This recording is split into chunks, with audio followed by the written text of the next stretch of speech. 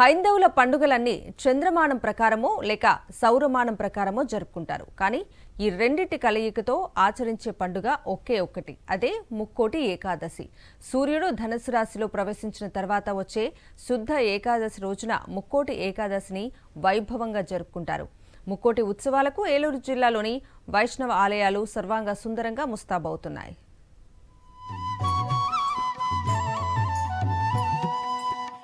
ఏలూరు జిల్లాలో ప్రధాన దేవాలయమైన ద్వారకా తిరుమల చిన వెంకన్న క్షేత్రంలో ఉత్తర ద్వార దర్శన పనులు ముమ్మరంగా సాగుతున్నాయి. శనివారం ముక్కోటి ఏకాదశి పర్వదినం సందర్భంగా ఆలయ అధికారులు అన్ని ఏర్పాట్లు చేశారు. ముక్కోటి దేవతలు వైకుంఠంలో శ్రీమన్నారాయణ్ణి పూజించే రోజే ముక్కోటి ఏకాదశి అని, సూర్యుడు ధనురాశిలోకి ప్రవేశించడంతో వచ్చే ఏకాదశినే వైకుంఠ ఏకాదశిగా పిలుస్తారని ఆలయ ప్రధాన అర్చకులు చెబుతున్నారు.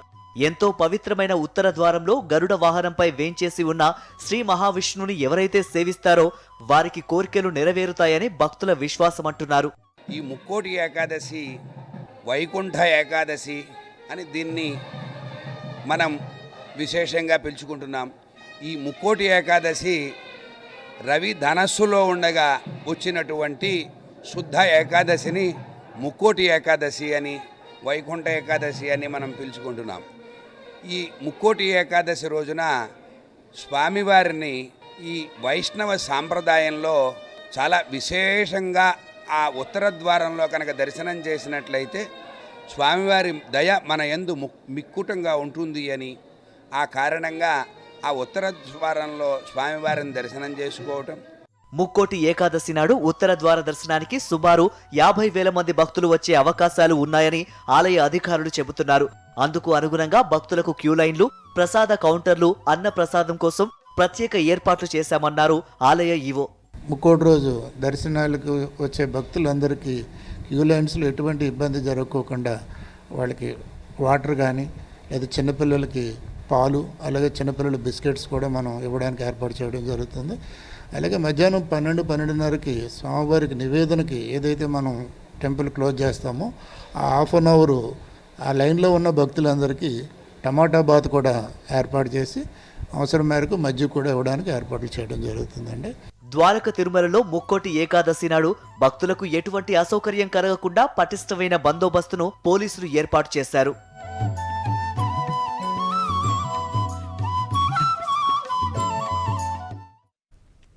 తిరుపతి అలిపిరి వద్ద వైకుంఠ ఏకాదశి రద్దీ నెలకొంది. శ్రీవారి ఉత్తర ద్వార దర్శన టోకెన్ల కోసం భారీగా అలిపిరి వద్దకు చేరుకున్నారు భక్తులు. నేటి నుంచి ఈ టోకెన్లు జారీ చేయనుంది టీటీడీ.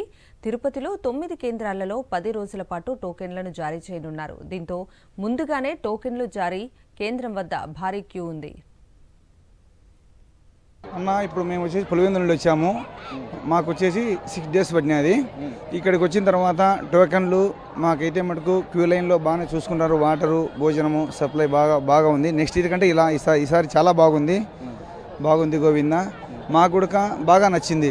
నెక్స్ట్ టైం కూడా ఇలానే చేయాలి, ఎప్పటికీ ఇలానే ఉండాలి. ఏం అసలు ముందు తొక్కి సడగడానికి ఇలా ఏం లేదు. బాగా పోలీసు వారు కూడా మమ్మల్ని బాగా చూసుకుంటున్నారు. స్వామి స్మరణ చేసుకుంటూ పాదయాత్రగా ఇక్కడికి రావడం జరిగింది. ఇక్కడ భూదేవి కాంప్లెక్స్లో వైకుంఠ ద్వార టికెట్ల కోసము రావడం జరిగింది.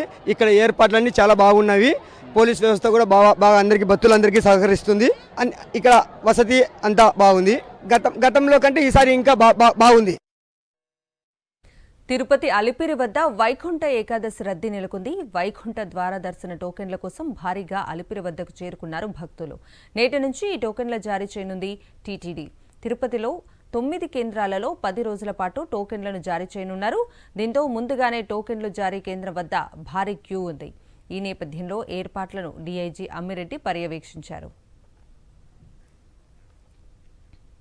భక్తులు సంయమనం పాటించాలని టీటీడీ చెప్పిన విధంగా టికెట్స్ జారీ ప్రక్రియ ఉంటుందని, భక్తులు సహకరించాలని కోరుతున్న డీఐజీ అమ్మిరెడ్డితో మా ప్రతినిధి మూర్తి ఫేస్ టు ఫేస్. ఏకాదశి పర్వదినాన్ని పురస్కరించుకుని టీటీడీ ముందస్తుగా ప్రత్యేక ఏర్పాట్లు చేసింది. 10 రోజులకు సంబంధించి రేపు మధ్యాహ్నం 2 గంటలకు టికెట్ల జారీ ప్రక్రియ చేస్తామంటూ ముందస్తు చేసిన ప్రకటనతో ముందస్తుగానే భక్తులంతా కూడా అలిపిరి వద్ద ఉన్నటువంటి భూదేవి కాంప్లెక్స్ వద్ద టికెట్ కేంద్రం వద్దకు చేరుకున్నారు. ఈ నేపథ్యంలో ఏర్పాట్లన్నీ కూడా డీఐజీ అమ్మిరెడ్డి సార్ పర్యవేక్షించారు. ప్రత్యేకంగా వచ్చినటువంటి భక్తులకు సంబంధించి ముందస్తుగా చేరుకోవడం జరిగింది. ఎలాంటి విజ్ఞప్తి చేయబోతున్నారు సార్ భక్తులకు సంబంధించి? సో ఆల్రెడీ టీటీడీ ఈఓ గారు along with other departments coordination మీటింగ్లో పబ్లిక్ని అడ్రస్ చేశారు.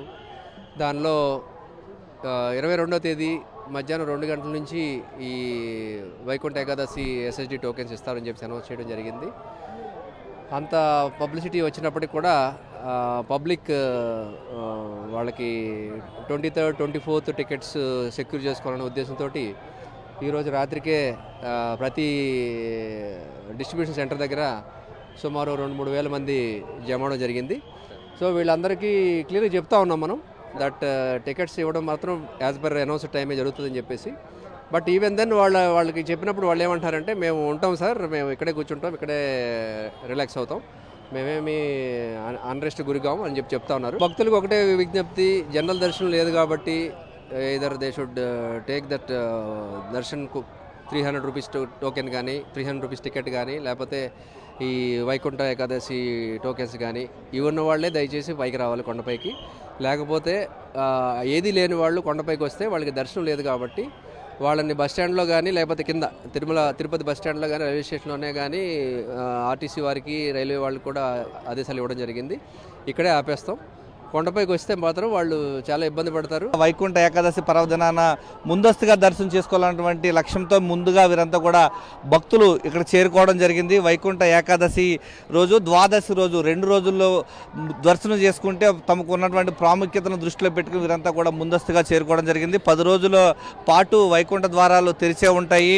జనవరి 1వ తారీఖు వరకు కూడా 4,23,500 టికెట్ల జారీకి సంబంధించి తిరుపతి నగరంలో 9 కేంద్రాల్లోనూ, తిరుమలలో స్థానికులకు సంబంధించి 1 కేంద్రంలో టికెట్ల జారీ ప్రక్రియ చేస్తామంటూ టీటీడీ ప్రకటన చేసింది.